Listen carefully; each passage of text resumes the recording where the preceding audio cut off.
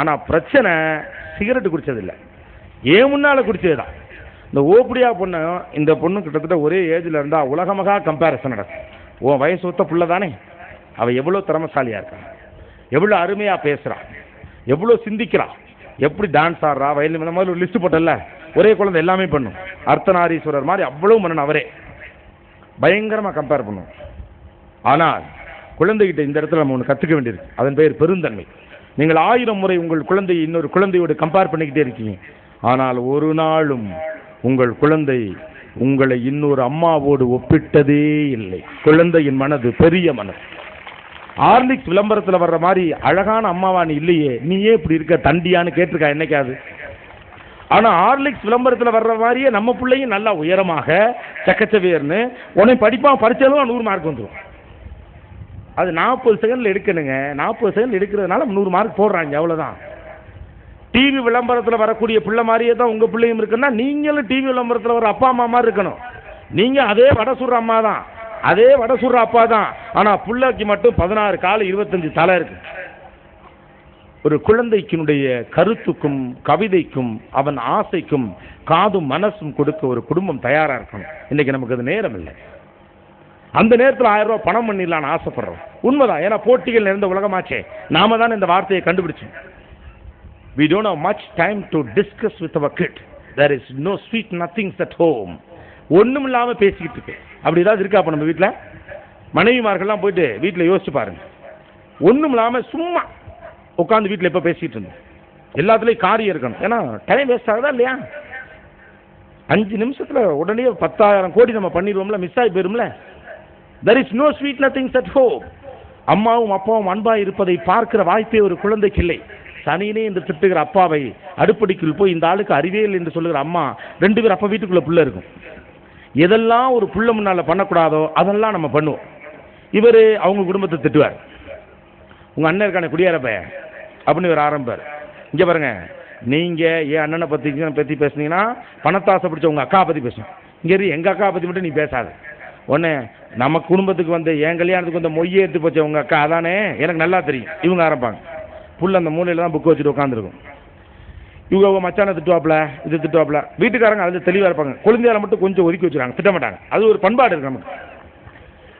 அதே மாதிரி இவர் மாமனாரை திட்டுவார்.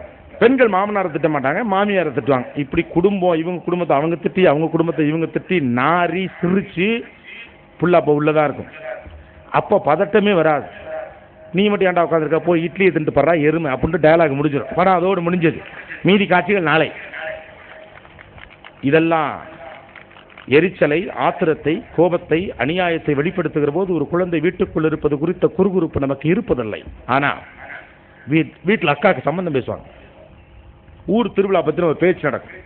அப்பா பார்க்க ஒரு பெரிய மனுஷன் வந்திருப்பாங்க. அப்போ அந்த உட்காந்துருப்பாங்க. இந்த 2 பேரும் பெருசுங்க பேசிகிட்டு இருக்கல, இவன் அப்பா அப்படி இருந்திருப்பான். முதல் டயலாக் நம்ம வீட்டில் வரும்.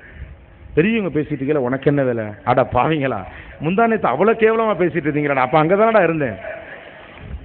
ஒரு குழந்தையினுடைய பார்ட்டிசிபேஷன் ஒரு குடும்பத்தில் அவசியம். நான் முக்கியமானவன் என்று என் வீட்டுக்குள் நான் உணர வேண்டும். அப்பதான் இந்த சமூகத்தில் நான் முக்கியமானவனாக மாற வேண்டும் என்ற எண்ணம் எனக்கு வரும். எல்லா எண்ணத்தையும் வீடு தான் விதைக்குது. A house should consider him as a brilliant, a talented person and an important person. A house should recognize a person. இது உன்னுடைய அக்கா, அவனுக்கு புரியணுங்கிற அவசியம் கிடையாது. அவனுக்கு என்னங்க புரியும்? அவனுக்கு புரியுமா புரியாதாங்கிறதே உங்களுக்கு புரியாது. அவனுக்கு புரியாட்டியும் பரவாயில்ல. அக்காவுக்கு திருமணம், அவனும் உட்கார்ந்து இருக்கிறான். அப்புறம் எப்படி நாளைக்கு நீங்கெல்லாம் மண்டையை போட்ட பிறகு அக்காவுக்கு நல்லது கெட்டது அவன் பார்ப்பான். அன்னைக்கு உட்கார விட மாட்டாங்க. அதுக்கப்புறம் தம்பி அக்காவை பார்த்துக்கணுப்பா, அக்காவை பார்த்துக்கணுப்பான்னு அதை வேலையாக கொடுத்துருவாங்க. பொறுப்பை வேலையாக்குறது நம்ம குடும்பத்துடைய ஸ்பெஷாலிட்டி. உணர வைப்பது தான் மனித குணம், அடித்து ஓட்டுவது மிருக குணம். ஆடு மாதிரியே இந்த don't teach them responsibility, make them to understand அப்படின்னு சொல்லுவாங்க. நம்ம குடும்பங்களில் இன்னைக்கு நடந்து கொண்டிருக்கக்கூடிய மிகப்பெரிய பிரச்சனை என்ன தெரியுமா? நிறைய பேர் 2வது குழந்தை பெற்றுக்கொள்வதற்கு பயப்படுவதற்கான முக்கியமான காரணம் என்ன தெரியுமா? முதல் குழந்தைக்கு கொடுக்கக்கூடிய இம்பார்ட்டன்ஸ் குறைஞ்சிருமோன்னு பயம். அந்த 2வது குழந்தையும் முதல் குழந்தையும் ஒத்து போவாங்களோன்னு உள்ளூர ஒரு பயம். இந்த 2 குழந்தை வர்றப்ப 2 பேருக்கும் எப்படி அவங்கள நம்ப வச்சு ஒருத்தருக்கு ஒருத்தர் அன்பை உருவாக்குறதுன்னு ஒரு பயம் இருக்கா? There is a simple line for that. மூத்த பிள்ளைக்கு இது ஒன் பிள்ளை அப்படின்னு அறிமுகப்படுத்தணும். அதுதான் அறிவியல் சொல்லுது. அதற்கு பிறகு அந்த பிள்ளைய நீங்க பாராட்டினா அவன் சந்தோஷப்படுவான். ஏன்னா அது அவன் பிள்ளை. தம்பி தங்கச்சி அடிக்க கூடாதா முதல் வார்த்தையே. அவன் ஆஸ்பத்திரியில் அடிச்சானா வந்து தம்பி பாப்பா கிள்ளிடக்கூடாதுப்பா ஆரம்பிச்சிருச்சு. நம்ம பெத்தது ஏற்கனவே சிறையிலேருந்து ஒரு குற்றவாளியை தான் பெற்றிருக்கோம். நம்ம மனநிலை அவன் ஒரு நாள் லேசா அடிச்சிருப்பான். தம்பி அடிச்ச எல்லாரையும் போட்டு அடியோ அடின்னு அடித்தான். மாமா வர்றான் அடின்னாங்க, பெருமைப்பட்டாங்க. சித்தப்பாவை கன்னத்தில் அடினாங்க, பெருமைப்பட்டாங்க. அம்மாவை அடின்னு சொன்னாங்க, பெருமைப்பட்டாங்க. சாக போகிற கிளவி அடிக்கிறப்பெல்லாம் பெருமைப்பட்டாங்க. இத்திருண்டு புள்ள இதை அடிக்கிறதுக்கு கோவப்படுறாங்க. அப்போ நான் முக்கியமில்லை, இது முக்கியமான ஒரு குழந்தைக்கு தோணும். வேற இது உன் குழந்தை, உன் தம்பி, நீ இவனை பார்த்து கொள்ள வேண்டும், அவனிடம் பொறுப்பை கொடுங்கள். ரெண்டாவது பிள்ளை பெற்றுக்கிறதுல இந்தியாவில் இருக்கக்கூடிய உளவியல் ரீதியான சிக்கல் இப்போ இதுதான். தமிழ்நாட்டில் இதை யாரும் சொல்றது கிடையாது. ஏன்னா யாரும் நம்புறது கிடையாது. நீங்க நம்புறியோ நம்பலையோ உண்மை அதுதான். Because we don't know how to handle. நம்முடைய பாட்டிகள்லாம் யோசிச்சு பாருங்க, இதே உத்தி தான் ஃபாலோ பண்ணுவாங்க. தங்கச்சி அதனால தான் நீங்க இப்ப நிறைய டயலாக் சொல்லலாம். இவர் எங்க மூத்தண்ணே அப்பா மாதிரி அப்படிம்பாங்க. அந்த ஒரு வார்த்தை நீங்க நம்ம குடும்பங்களில் கேட்கலாம் இன்னைக்கு. இவர் எங்க மூத்தண்ணே அப்பா மாதிரி, எங்க நடு அண்ணே அப்பா மாதிரிம்பாங்க. நீ அப்பாவினுடைய ரோல்ல இருக்க தம்பின்னு சொல்லிடுறாங்க ஆண் பிள்ளைனா, நீ அம்மாவினுடைய ரோல்னு சொல்லுங்க ஆண் பெண் பிள்ளைனா, அந்த குழந்தையை பார்த்துக்கும். உங்களுக்கு வேலையே கிடையாது. உங்களை விட உங்க குழந்தைய வரப்போற மூத்த குழந்தை ரெண்டாவது பிள்ளை நல்லா பார்த்துக்கும். நாம பார்த்துக்க வேண்டிய ஒன்னெல்லாம் அது போற பாதை என்ன, அது தப்பா இருந்தா மட்டும் கரெக்ட் பண்ணும். நாம என்ன பண்றோம், அவன் ஏற்கனவே தப்பா தான் இருக்கும், அதனால கரெக்ட் பண்ணிக்கிட்டே இருக்கு.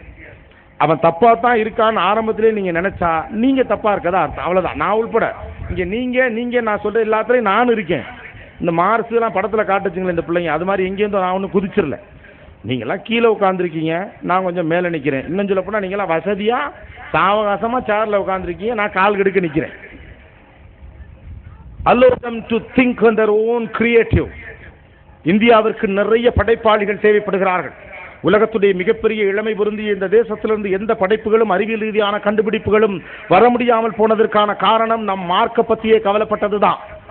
ஒரு பறவை போல பறக்க முடியுமா என்று ஆசைப்பட்ட கற்பனை தான் ஒரு அறிவியல் ரீதியாக விமானத்தை கண்டுபிடிக்க வைத்தது. அங்கே கூட அப்பா பெசிமிஸ்ட் தான். ரைட் சகோதரர்கள் விமானத்தை கண்டுபிடிச்ச கதை எல்லாருக்குமே தெரியும். அவங்க அப்பா ஒருத்தர் அந்த ஒரு நாள் சொல்லியிருக்காரு. அந்த அவங்க அப்பா வந்து நிறைய விதங்கள்